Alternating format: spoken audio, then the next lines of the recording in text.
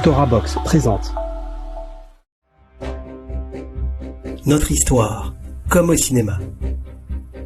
Les grands empires attaquent Jérusalem. Saison 1, Babylone, le lion, avant la catastrophe. Le retour de l'Égypte, 1.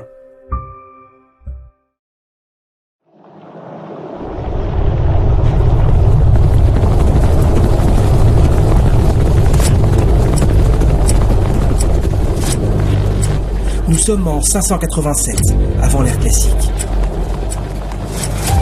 Les chars, bien ordonnés, avancent à toute vitesse. À bord, des troupes d'élite, des archers, des combattants surentraînés.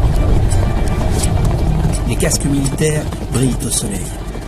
Leurs cuirasses sont magnifiques. Ils sont fiers. Mais vous savez qui sont-ils ? Des Égyptiens. Oui, l'armée égyptienne, avec à sa tête le pharaon Apriès, vole au secours du royaume de Juda, menacé par Babylone. Comment cela est-il possible ? Le royaume de la taille d'un confetti est sorti considérablement affaibli de son schisme avec le royaume d'Israël, au nord. Les deux États ont coexisté pendant à peu près 200 ans. Mais en moins 722, Israël a été pulvérisé par le royaume assyrien. 10 tribus disparaissent de l'histoire. Il ne reste plus que le royaume de Juda, au sud, avec 2 tribus survivantes. Celles de Yehuda et de Benjamin. Seul, affaibli, le petit royaume de Juda est maintenant menacé par ce nouvel empire surpuissant qui s'est levé dans la région à l'est, Babylone, le lion. Ses attaches sont colossales. Ses coups de patte peuvent détruire les murailles les plus impressionnantes.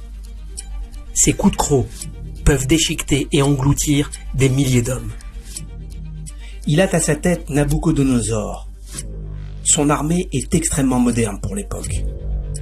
Elle a absorbé toutes les techniques de combat et l'ingéniosité militaire de l'empire assyrien, qu'elle a mis à terre. Les chars, par exemple.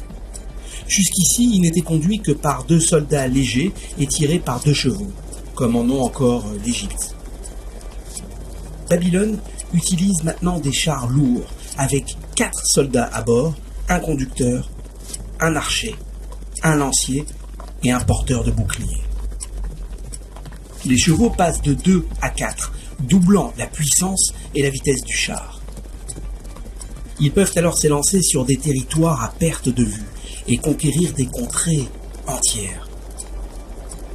Les chevaux sont protégés par des combinaisons anti-flèches, accentuant la puissance de choc frontal.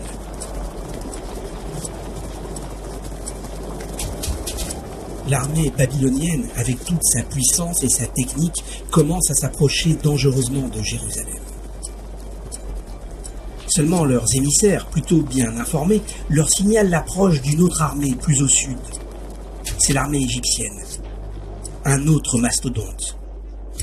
Elle vient à la rescousse de Juda. Vous imaginez le choc de ces 2 monstres ?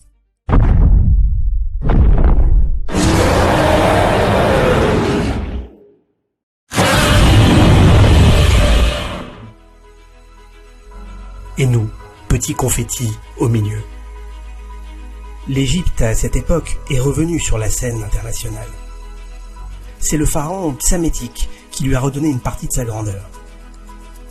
L'Égypte s'est même renforcée à la chute du royaume assyrien dont elle a pu se partager les dépouilles.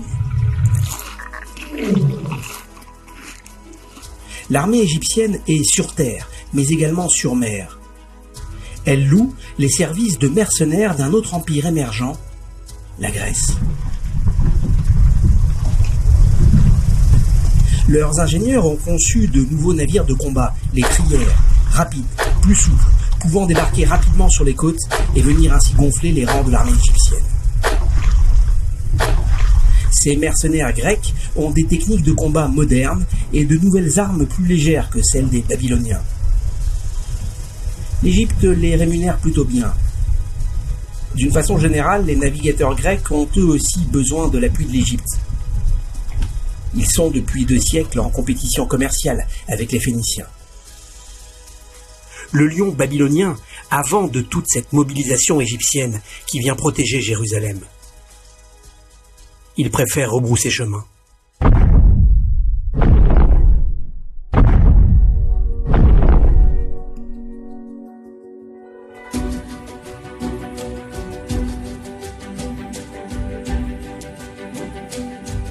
Les Judéens exultent. Ils sont sauvés. Le siège de Jérusalem par Babylone n'a pas lieu. L'Égypte nous a libérés. C'est tellement bon de s'en remettre à la diplomatie et à la fidélité de nos alliés. Nous pourrons toujours compter sur eux. Et puis, nous avons nous aussi de bons combattants, de bons généraux, de bons ministres de la Défense, et nous avons le Temple. Que peut-il nous arriver? Mais alors que l'Égypte vient donc de toutes ses forces à la rescousse du royaume de Juda, il va se passer quelque chose de tellement improbable, ou au contraire, de tout à fait prévisible.